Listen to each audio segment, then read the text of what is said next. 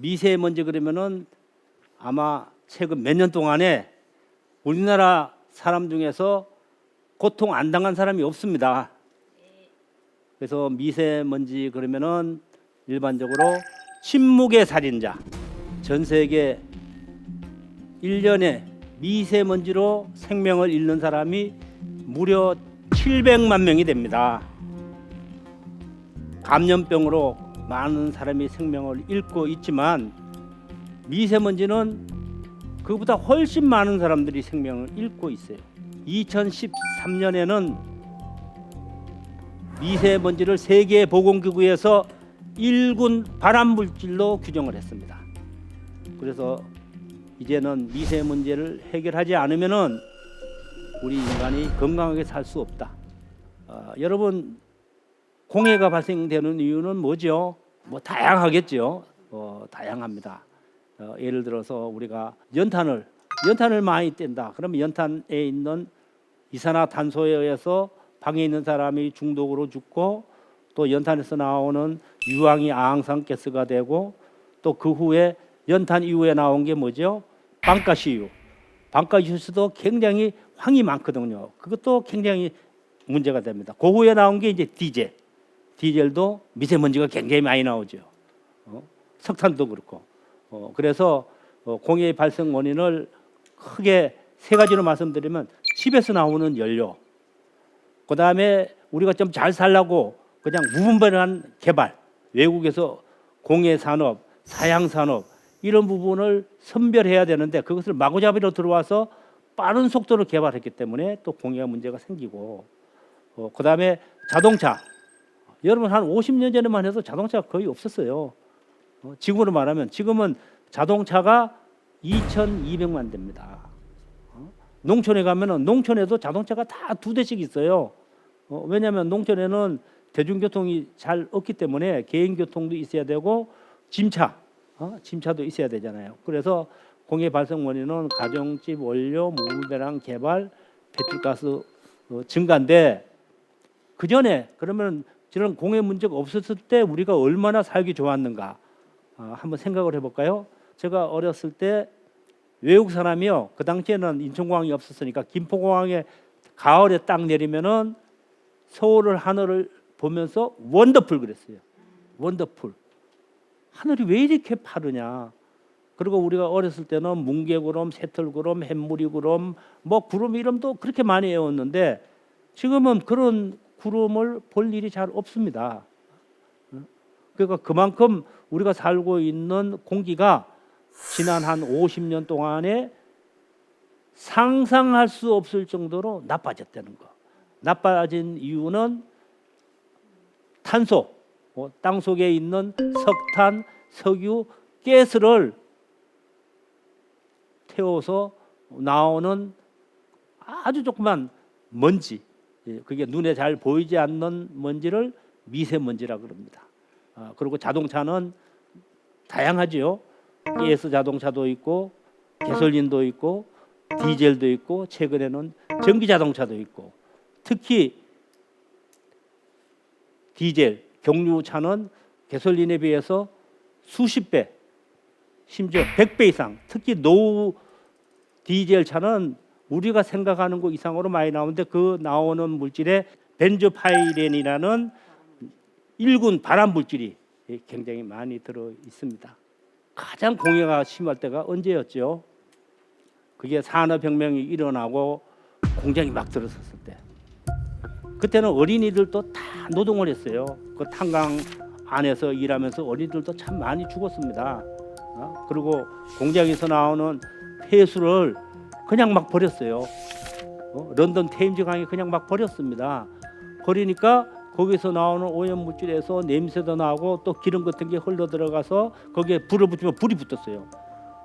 그래서 그러려면 지금 같으면은 그것을 처리하는 환경 기사를 둬야 되는데 그때는 그걸 두는 게 아니라 예비역 하사관을 둬가지고 비가 많이 올 때 몰래 버리고 이런 식으로 한 게 18세기, 19세기였죠. 그러다가 런던 같은 경우에는 도시가 점점 커지고 공장이 들어서고 자동차가 늘어나면서 런던에서 일어난 세계적인 비참한 사건이 1952년 12월 5일부터 12월 10일까지 6일 동안에 미세먼지 공기가 나빠서 4천 명이 죽었습니다.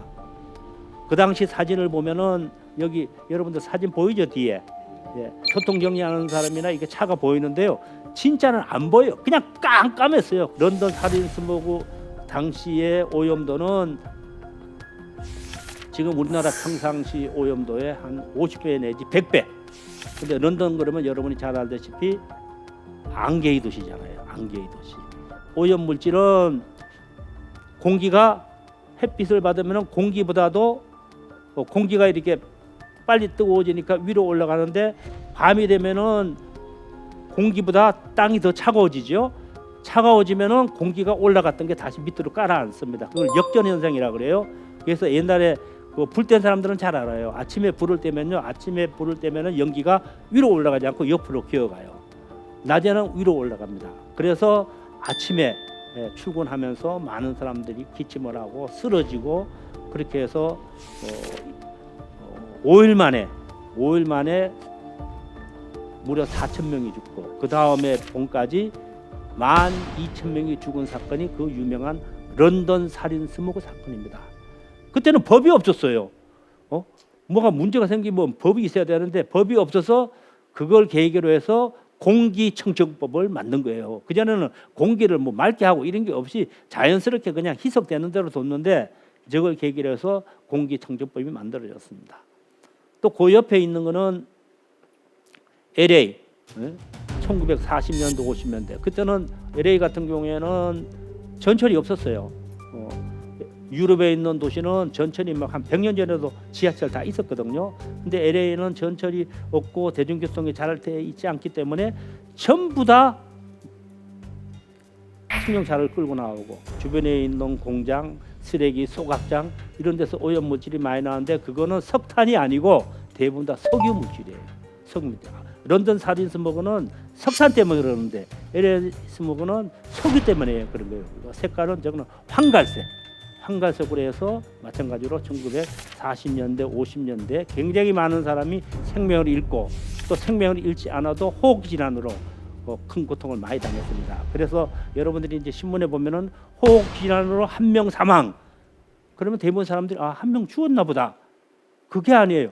1명이 죽으려면은 10명 그 10배가 되는 사람이 공해병에 걸리는 거예요. 또 10명이 공해병에 걸리면은 또 그 10배가 되는 한 100명이 환경성 질환을 앓는 거예요. 또 그 10배가 되는 1000명이 공해 때문에 괴로워하는 거예요. 그러니까 한 사람이 죽는다는 것은 피라미드 같이 굉장히 많은 사람들이 괴로워하는 거죠. 전쟁 나서 1명 사망했다 그러면 1명 사망할 때 수십 명이 부상당하는 거하고 똑같은 겁니다. 그럼 우리나라 최초의 공해병이 온산병입니다. 온산이 어디에 있는지 아시죠, 여러분? 온산이 울산이 있죠. 울산 바로 밑에 외국에서 이제 선진국에서 문제가 되는 공해 사양 산업, 중금속, 우리가 말하는 비철 금속이 들어왔는데 그 들어오는 게 공단을 딱 만들어 가지고 공단끼리 이렇게 따로 해야 되는데 마을과 마을 사이에 공장이 들어선 거예요. 마을과 마을 사이에. 예? 그러니까 그 당시에는 이제 주민들은 공해가 뭔지 모르는 거예요. 주민들은 하여튼 공장 들어오면은 길도 닦아지고 그다음에 일자리도 생기고 땅값도 오르고 좋은 것만 막 생각한 거예요. 공장 담 하나를 끼고 온산 초등학교가 있었어요. 공장에서 매연이 나오니까 학생들이 그날 바로 그냥 막 기침을 하고 막 난리가 난 거예요. 난리가 나고 그래서 그 후에 제가 78년에 그때는 안 가고 84년에 그 온산 초등학교를 갔습니다. 그랬더니 교정에 아름드리 나무 이런 게 싹 다 죽었어요. 풀도 한 폭이 없어요. 거기서 여학생들이 고무줄 놀이를 하고 있는 거예요. 그래서 저는 항상 현장을 가봐야 되거든요. 그래서 온산 초등학교 6학년 일반 교실에 들어가서 담임 선생님한테 취지 얘기를 하고 그 당시 학생이 52명 있었어요. 요새는 초등학교가 뭐 한 20명 25명인데 지금은 그때는 시골인데도 52명이 있었어요. 그래서 제가 손을 들어놨습니다. 여러분 중에 뼈마디가 아프든지 피부병이 심하든지 빨갛게 눈병이 나든지 그 한 가지 이상 질병을 가지고 있는 어린이 손들여 그랬더니 26명이 손을 들었어요. 제가 진짜 펑펑 울었습니다. 그렇게 어린이들을 방치하면서 돈을 벌려고 그러는 게 그게 얼마나 부도덕한가 그런 생각이 들었습니다. 저것도 제가 찍었습니다. 그때는 저는 현장을 가는 사람이 아무도 없었어요. 저 어린이가 9살 된 어린이입니다. 그냥 피부병이 막 너무 심한 거예요. 그 어머니가 저보고 뭐라 하냐면은 나는 살 만큼 살았으니 우리 애들만은 좀 살려주이소. 얼마나 그거 합니까? 온산에 살고 있는 주민들이 한 10,000여 명 되는데 그 중에 한 700여 명이가 뼈마디가 쑤시는 거예요. 뼈마디가. 그래서 이제 그 지역에 있는 농작물, 토양, 뭐 미역, 조개, 물고기 이런 걸 이제 분석을 했어요. 분석을 했더니 구리, 아연, 납 이런 중금속이 기준치의 10배에서 100배가 나온 거예요. 그러면 이제 이것이 어떤 병인가를 알려면 의사가 있어야 되잖아요. 근데 저때가 84년도에가 어떤 정권이랬죠? 전두환 군사정부예요. 그러니까 공해 문제, 환경 문제를 다는 거는 전부 다 반정부 운동이다. 수출을 해가지고 우리가 잘 살아야 되는데 그런 걸 조사하는 거 그래가지고 이제 탄압이 이제 심했어요. 그래서 의사도 가는 사람이 없어서 우리가 할 수 없이 일본의 미나마트병을 규명한 하라다 박사를 저희들이 모셔가지고 저하고 같이 온산 거기를 들어갔어요. 그 마을에 들어갔더니 이분 첫 마디가 온산은 죽음의 마을이다. 그래서 저는 온산병이다 그러고 이제 전두환 정권에는 그쪽은 아니다. 그래서 논쟁이 붙다가 이제 결국은 막 너무나 시끄러워지니까 저를 잡아갔어요. 잡아가가지고 이제 제가 조사받았는데 제가 질문했습니다. 수사관한테 우리 서울의 공기가 좋소 나쁘고 그러니까 공기 나쁘죠. 진짜 나빴거든요. 80년대 공기 진짜 나빴어요. 그래서 우리가 먹는 수돗물 먹을만 합니까? 먹기 힘들어요. 그럼 그 문제를 해결하기 위해서 노력하는 사람을 잡아가면 좋겠습니까? 안 되죠. 안 되잖아요. 그러면서 제가 그랬어요. 그래서 이제 좀 구속시켜라. 내가 구속이 돼야지 이게 더 심각한 사회 문제가 되지 그랬는데 뭐 구속 안 되고 이제 나왔습니다. 나왔는데 결국은 온산병이 전 세계적으로 저게 굉장히 많이 보도가 됐어요. 유럽 사람들이 제가 91년에 독일 녹색당 초청을 받아서 갔을 때도 온산병 어떻게 됐냐 그게 질문이었어요. 근데 결국은 저게 규명이 안 되고 울산 온산에 살고 있는 지역 주민 8,800가구 38,000명이 이주를 했습니다. 집단으로. 자기 고향을 떠났어요. 그러면서 뭐라 그러는지 아세요? 공해가 이렇게 심각한지는 꿈에도 몰랐다. 꿈에도 몰랐다. 얼마나가 공해 문제가 심각한 걸 이제 알게 된 거죠.